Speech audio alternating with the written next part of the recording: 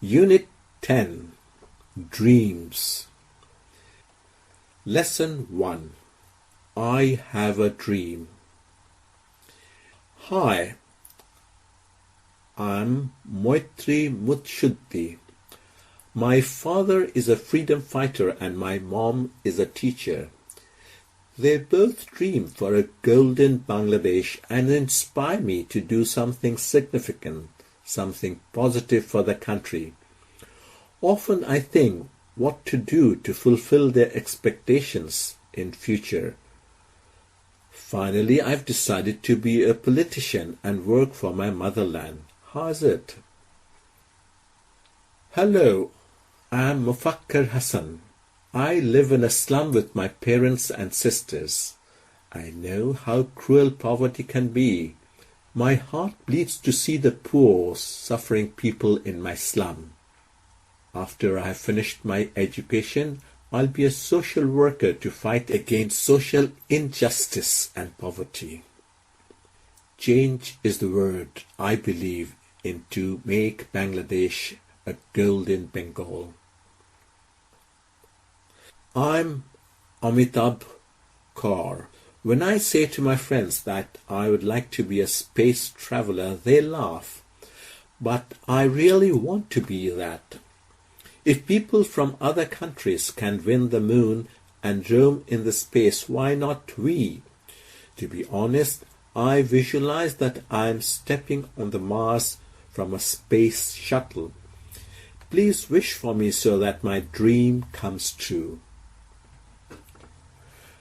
My name is Ruth Antara Chaudhry. I believe that a society cannot be enlightened without proper education. Education lights the candle in people's hearts, so I'll be a teacher. Most of the times people laugh at me and tell, "You're a brilliant student. Why not be a doctor or an engineer?" I tell them, I want to be a teacher as I'm brilliant. Read this interview between Swati, a successful student in JSC, and a newspaper reporter, Amin Rahman. The interview is jumbled up. Read the text and then organize the conversation properly. Animesh: So you mean learning from each other? Swati: There is no magic behind. I just worked hard. I followed our teacher's advice. The more you read, the more you learn. I'm grateful to my teachers and parents for guiding me properly. Animesh: Well, Swati, we are really so proud of you for your brilliant performances in the JSC exams. Please tell us how you could achieve this success. Swati: Oh, and I'm grateful to my school and friends too. Animesh: That's great. Swati: In my school, we had a nice study group. Whenever we had any problem, we discussed that in our group first. We tried to help each other, and it worked a lot. Never forget, 2 heads are better than 1. Animesh: I understand why you are grateful to your school, but would you explain how you are grateful to your friends, please? Swati: Exactly that. Animesh: By the way, Swati, what are your future dreams? Swati: To keep up the success in next exams and make my dreams come true. I want to be a scientist. Since my childhood, I've known that many people in Bangladesh are under arsenic threat. They are taking arsenic directly from their drinking water and indirectly from the crops and vegetables they eat. It is a kind of slow poisoning. People are helpless. They are suffering from many kinds of diseases. Therefore, I have a dream to carry out a research on how to get rid of this problem using our own resources and expertise. Animesh: Wish you luck. Lesson 3. They had dreams. Part 1. Shanta was chatting with one of her foreign friends, Jenny. Read the dialogue and tell what the subject matter is in their conversation. Shanta, what's your dream for future? To be a good human being at first and then work for my country, no matter whether I become a social worker or an artist or a professional. Wow, I really appreciate your ideas. By the way, Shanta, does anyone inspire you in your dreams? Definitely yes. I'm always influenced by the great personalities in our country and abroad. Whenever I read any great people's biography, I try to understand how their dreams could help them to be what they have been. Would you please tell me about some of your favorite dreamers? Sure. Read the following text to know about some dreamers in my country.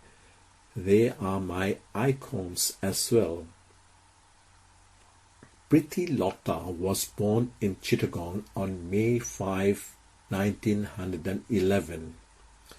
She was a meritorious student at Dr. Kastagir Government Girls' School in Chittagong and Eden College, Dhaka. She finally graduated in philosophy with distinction from Bethune College in Kolkata. In her college days, Priti Lotta was an activist in the anti-British movement. All through her life, she dreamt of two things: a society without gender discrimination and her motherland without British colonial rule. So she received combat training to fight against the British rule. Soon after, Priti Lotta became the head teacher of Nandor Khanon Apurna Charan School in Chittagong. Gradually, she involved herself in Surya Sen's armed resistance movement. Surya Sen was a famous anti-British movement organizer and activist in Chittagong area that time. In 1932, Surya Sen planned an attack on the Pahartali European Club. The club was well known for its notorious sign, "Dogs and Indians not allowed." Surya Sen assigned Priti Lotta to lead a team of 10 to 12 men to attack the club. The raid was successful, but Priti Lotta, dressed as a man, failed to get out of the club. She committed suicide by taking potassium cyanide to avoid arrest. She proved that women can work like men. She also proved that women too needed to be prepared to sacrifice their lives for the freedom from the British colonial rule. Her dream came true. The British rule came to an end, though she couldn't see it during her lifetime.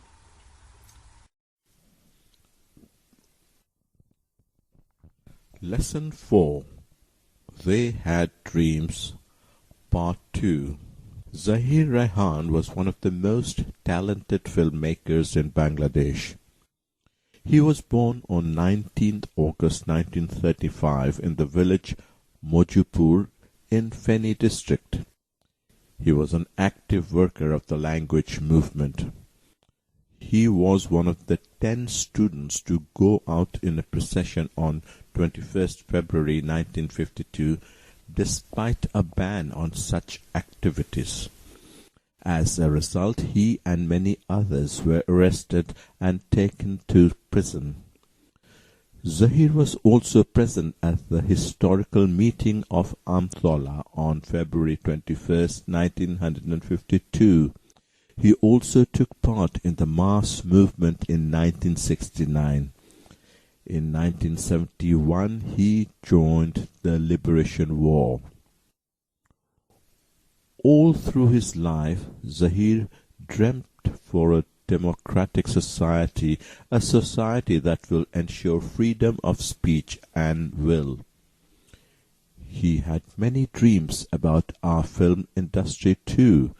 He made a legendary film, Jibon Theke Neya, based on the language movement of 1952. It was a revolt against the then autocratic government. The family presented in that film was a miniature East Pakistan ruled by an autocrat who had to go to the prison for her conspiracy. During the Liberation War, this film was shown outside Bangladesh. Critics like Satyajit Ray, Mrinal Sen and Ritik Ghatak appreciated this film. Zahir gave all his money to the Freedom Fighters Trust that he got from his film shows.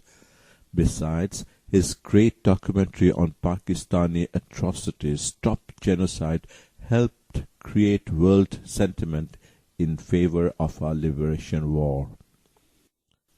On 30 December 1971, someone informed Zahir about an address somewhere at Mirpur where he might find his brother, the famous writer Shahidullah Kaisar.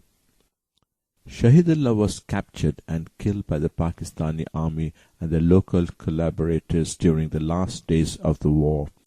Accordingly, Zahir left home to get his brother back, and he never returned. Zahir's dream was fulfilled. He could see the inception of a free, independent Bangladesh, though he did not get back his brother.